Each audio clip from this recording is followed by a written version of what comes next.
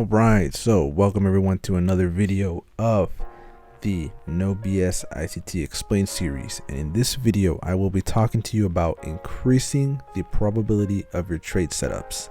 Let's not waste time and let's get into this. Okay, so let's talk about the best days and times to trade. Now, I won't be including any examples, or at least visual examples, for what I'm going to be talking about in this video, just because it's not really necessary. This is just information that I need to talk to you about. So pay very close attention, because if you don't, you're definitely going to have a hard time understanding what it is that I'm telling you. All right. So let's start off with the days of the week. So for Sunday, it is not recommended for trading due to a small window and unclear market indications. So generally Sunday, you're having liquidity getting made. It's just very low volume to begin with. It's not even worth trying to trade those on Sunday. So if I was you, just don't even open up the charts, because I know it's tempting. Just don't do it unless you're going to do a market analysis for the rest of the week. And for Monday, markets create small ranges indicating consolidation and liquidity building. It's advisable to observe rather than trade. Now, I know there have been times that ICT has traded on Monday, but generally he recommends to not trade Mondays. Now for Tuesdays and Wednesdays, it's ideal for trading as the market has already chosen a direction for the week. Profits can be made by aligning with market maker movements. So from Tuesday and Wednesday, you're good.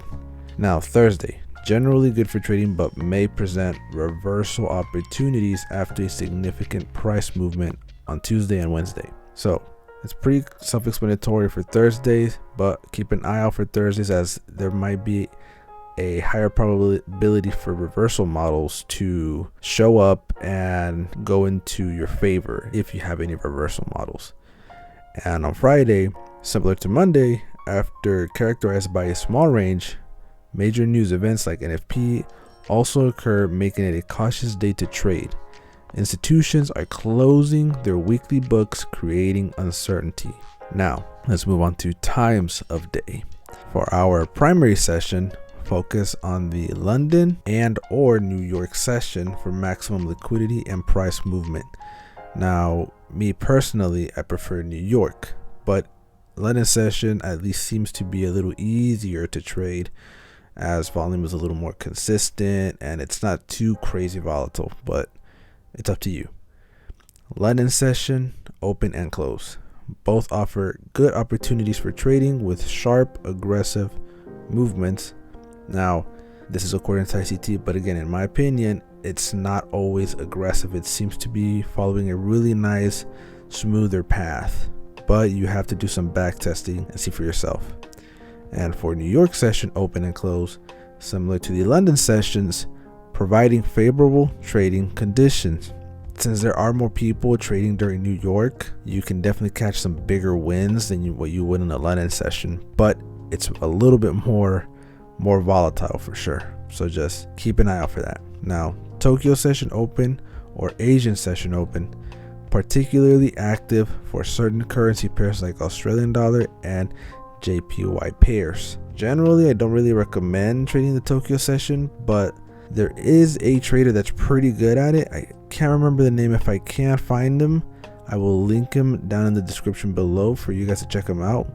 But he's probably the only trader that I've at least known of to be able to trade this session specifically. If I ever get a chance to talk to him, I'll definitely ask him how he does it. But yeah, generally if you're new, don't do it.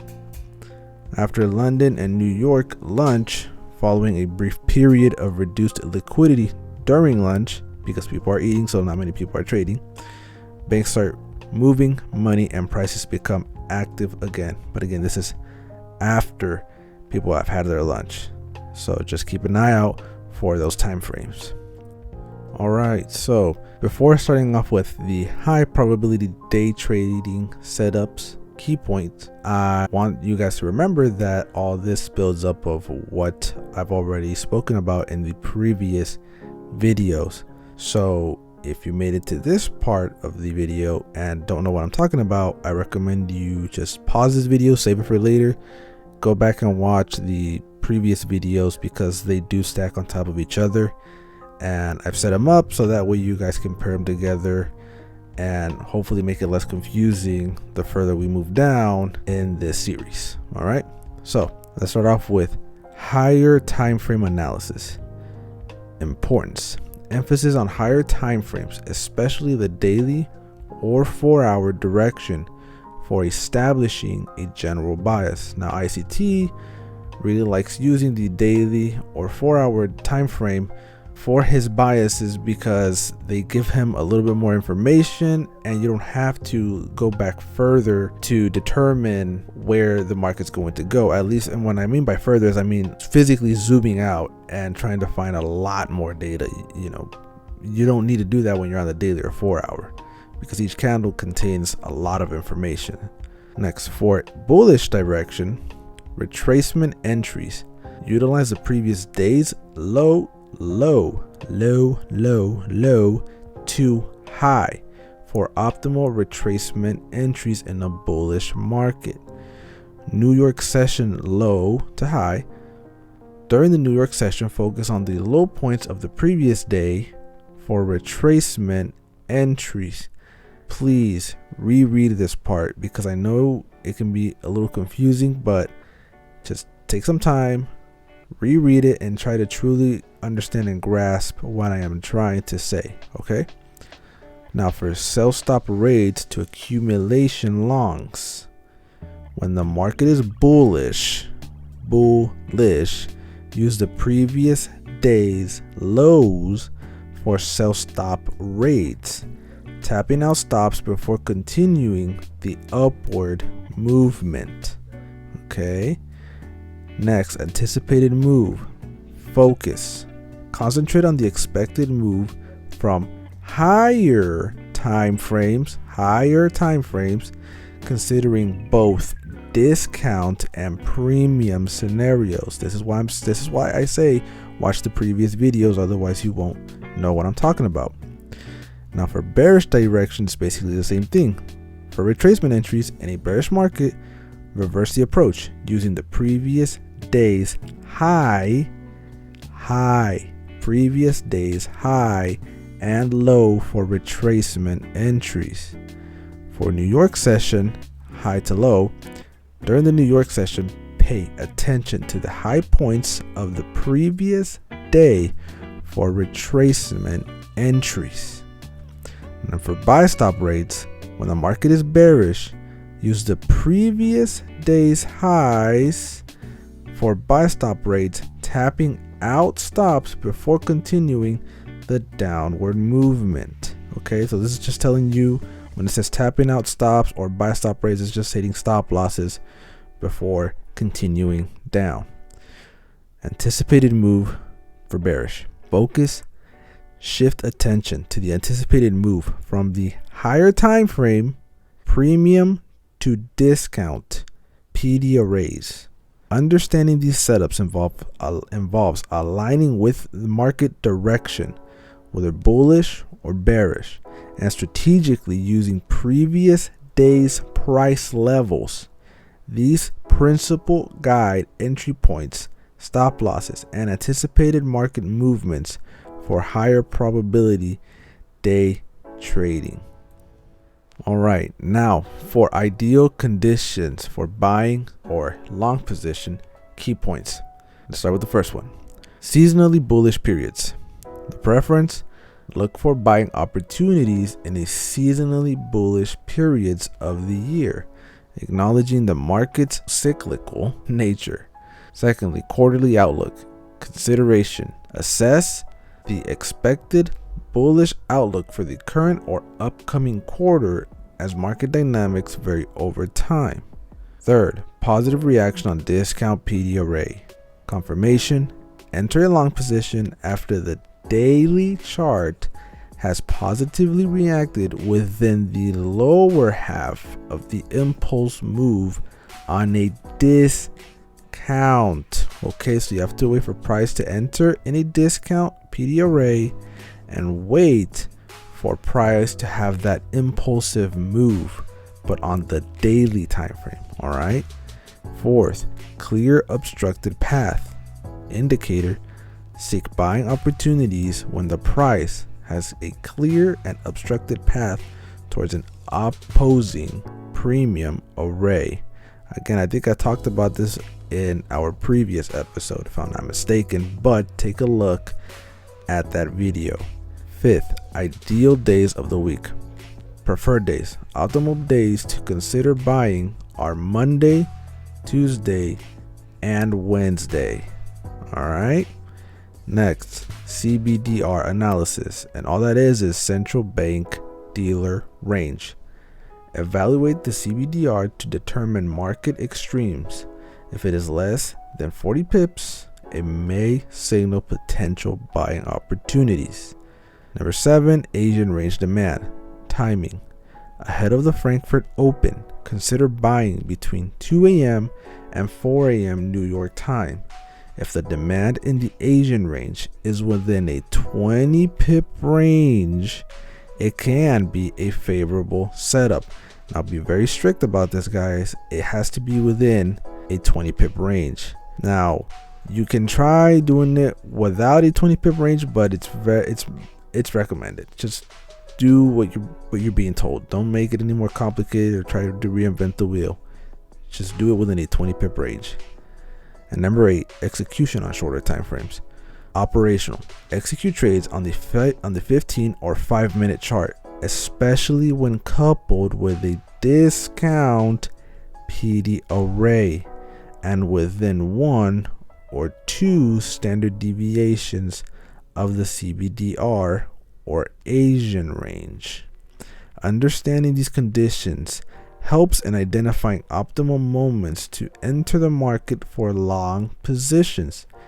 The interplay of seasonal trends, quarterly outlook, price reactions, and specific days of the week contributes to a strategic approach to buying. Consider using CBDR and Asian range dynamics as additional tools for decision making. Now, I hope I didn't lose you guys and everything that I was just talking about. But if you're having trouble, just pause the video. If you want to do a little bit more research, do what you have to do to understand what I am saying, or just watch the previous video like I said. Okay, so let's move on. All right, so strategic considerations for buying or long positions. Key points. Number 1, liquidity grab under Asian range. Opportunity.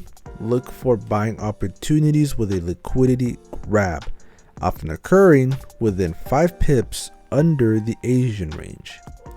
Number 2, fair value gaps below New York session low. Indicator, identify fair value gaps below the short-term low of the previous day's New York session for potential buying scenarios.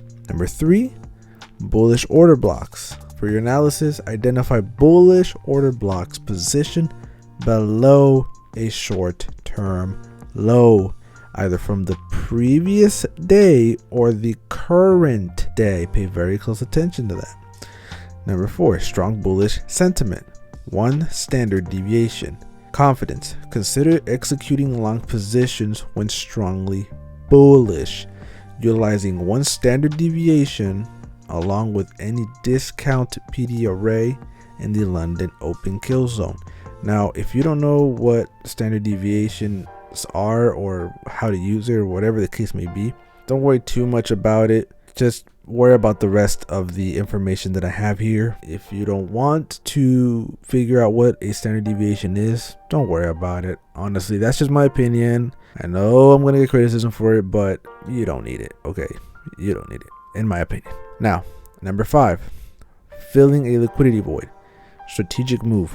Explore buying opportunities when the price fills a liquidity void that completes under the short-term low. So you would just wait for price to fill in that gap, and then once it's filled in under that low or that short-term low, then you can look for a buying opportunity or something that indicates it's time to get in. Number 6, the turtle soup, short-term low fake out. Now, a cautionary note, Be cautious when the short-term low is taken out twice with no upside movement. ICT refers this as turtle soup, denoting a potential fake out. Understanding these strategic points provides a framework for identifying favorable conditions for buying in a long position, whether exploiting liquidity grabs, recognizing fair value gaps, or navigating the intricacies of bullish order blocks. These considerations contribute to a well-informed approach to long-term trading. Keep a watchful eye on potential fakeouts indicated by the turtle soup scenario. Now, there are a lot of videos that talk about the turtle soup, but again, in my opinion, I don't think it's insanely necessary to get all caught up in this unless you're absolutely interested. But as always, guys, everything is subjective in trading. Don't get scared, don't get nervous when you hear people talk about this stuff. People have been making money for years before ICT came in the picture, okay? So just a little motivation there. Strategic stop loss placement for buy trades. In other words, just where to put your stop loss, right? So number one, adherence to your initial stop loss. Emphasize the importance of sticking to the original analysis and avoid rushing to move the initial stop loss. I think every beginner has a problem with moving their stop loss all the time. It's extremely rare the day that I actually move my stop loss, because most of my analysis already includes where I would put my stop loss after I enter my trade. That's why I'm a real big fan of set it and forget it. You set your trade, set your stop loss, your take profit, and close everything out and just leave your alerts on, okay? Please, this is extremely important. Do not move your stop loss. Do not. You'll be surprised how many times you are actually more right than wrong. So please, just don't move it. Practice that. Practice that as much as you can, all right? Secondly, CBDR overlap with PD array. Stop loss placement. When trading the CBDR overlapping with a PD array, set the stop loss 30 pips beneath this overlapping zone. Okay, very easy, very simple. If you don't understand what I just said, don't worry about it. Just move on to the next one. You'll be just fine. Run under Asian session. Stop loss distance. For trades involving a run under the Asian session, position the stop loss 40 pips below the entry point. Okay, 40 pips. You don't have to go further. If you have to go further, then you probably shouldn't have entered the trade to begin with, but just keep that as a general rule of thumb. All right, and this is just according to ICT. This is not my opinion. Number 4, sell stop raid. Stop loss positioning. In cases of executing a sell stop raid, position the stop loss 30 pips under the entry low. Number 5, first retracement into order block. For your stop loss placement, when trading the first retracement into an order block, set the stop loss 10 pips under the low of the day. I included an indicator on a previous video for finding the low of the day. 6, second return for sell stops. Stop loss strategy. For trades involving the second return for sell stops, position the stop loss 30 pips under the low of the day. Number 7, other setup not described. Now, as a general guideline, if a trading setup is not covered in the list above, use a stop loss equivalent to 50% of the ADR, the average daily range of the last 5 days, subtracted from the Asian range low. Again, if this is too complicated for you to understand, don't worry about it, just keep going. Number 8, an overall safety note. Average approach. Provide an overall average as a safety measure, ensuring a balanced approach to stop loss placement in various trading scenarios. I already made a video on stop losses. You guys can check that video out. It's pretty good. I think you'll find some good value in it. But if you just prefer the old ICT methods, go right ahead. Carefully implementing these stop loss strategies ensures a balanced risk management approach for buy trades. In other words, These are strategies that you can use for when you enter longs. The specific stop loss distances for each scenario are tailored to the unique characteristics of the trade, allowing for flexibility while maintaining a focus on risk mitigation. Now, guys, if you want to move your stop loss and you don't want to add too much risk to your trade, make sure that you're doing a proper analysis of where your trade is already at and where it's headed. Because sometimes people move their stop loss to break even and they get stopped out at break even, and then price moves in the direction they wanted it to. So be very careful that if you are going to move your stop loss, you're not going to put it in an area where price could potentially retrace to and then move in its intended direction or in the original direction it was moving towards. So please just keep that in mind. Don't just move your stop loss just to move it or because it's moved a certain amount of pips. Again, this is my opinion. If you can, just set it and forget it. Okay, cool. All right, so for profit taking strategies for buy trades, number one, incremental profits at 20 to 30 pips. Always consider taking partial profits within the range of 20 to 30 pips to secure immediate gains and maintain a profitable position. Very simple. All right. Number two, scaling at 2 standard deviations of Asian range. Again, if you don't know what it means or what I'm going to talk about or explain, don't worry about it. You can just move on to the next one. Implement a scaling strategy by taking profits at every 2 standard deviations of the Asian range, providing a systemic approach to profit taking. Number 3, previous day's highs plus 15 pips or plus or minus 15 pips. Profit taking level. Scale out a portion of the position at the previous day's high, allowing for flexibility within a range of plus or minus 15 pips. Break of the previous day's high. As soon as the price breaks the previous day's high, consider taking profits to secure gains and mitigate risk. It's kind of the same thing as this, but you get the picture. Number 5, 50% of price range. This is where the majority profit taking starts. Take a substantial portion, 50% of the position off the table at the midpoint of the price range being traded. Number 6, 60 to 80% at 5-day ADR projections. Strategic profit taking. Consider scaling out a significant portion, 60 to 80% of the position when the price reaches the 5-day ADR projections. Number 7, trading higher than previous week's high or in all-time high territory. Partial position closure if trading above the previous week's high or in all-time high territory. Strategically take out a portion of the position off the table. Number 8, time scaling, time sensitive profits. Implement time scaling by taking profits at specific times of the day. You can take some money out if there's a certain time of the day. For instance, scaling out at 5 a.m. New York time, scale out at a short-term high prior to 7 a.m. New York open, scale out between 10 a.m. to 11 a.m. New York time if the price is rallying. And then number 9, premium PD arrays, optimal timing. Ideally synchronize profit taking with premium PD arrays for enhanced effectiveness. By adopting these profit taking strategies, traders can strike a balance between securing immediate gains and allowing for potential further market movements, ensuring a prudent approach to maximizing profits while minimizing risk.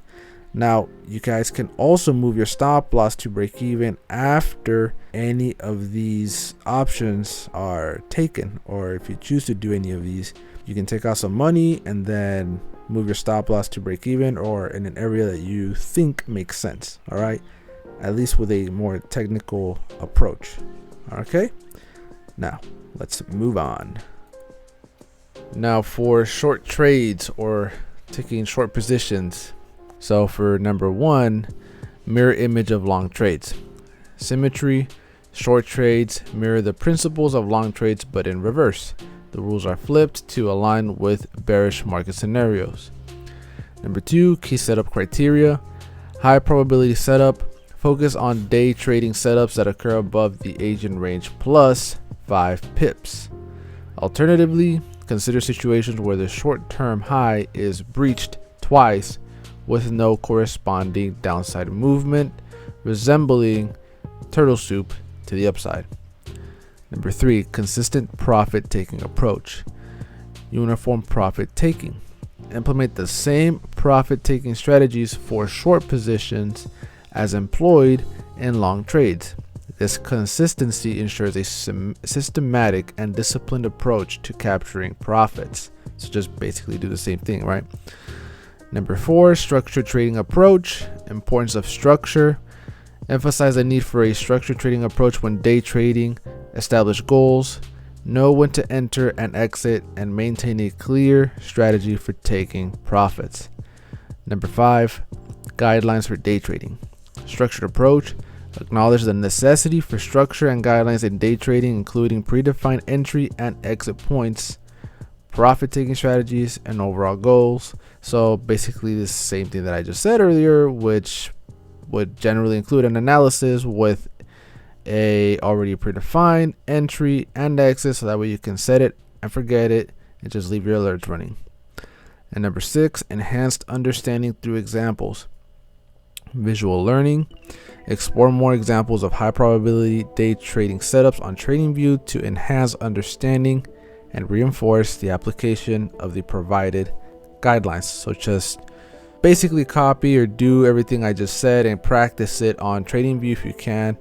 Backtest. Use any backtesting software that you like, but give it a shot, try it out, see what you can find, and maybe even tailor for yourself. By following these guidelines for short trades, traders can maintain a disciplined and structured approach to day trading, promoting consistency and informed decision making in bearish market conditions. Alright, so I hope that you guys didn't get discouraged. I hope that you take a look at this video again, rewatch anything that you may have not understood very well, and just take some time. Don't rush through it. Do whatever you have to do to understand it. And if there's a part that you just have a hard time understanding, let me know in the comments down below and I will do my best to answer. But I hope that I did a pretty good job in explaining everything to you guys. And before I go, I just want to leave you with a quick Bible verse from Proverbs 16 verse 3. Commit your activities to the Lord and your plans will be achieved. And everything that you do, guys, don't forget God. He has plans for you.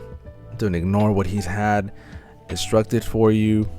I know this is not something you expect in a training video, but this is something that really resonates with me. So whatever you do, get committed with God, find him. He loves you and he has a plan for you and your family. As always, I hope that you become blessed traders, and remember, trading is subjective, but God is not.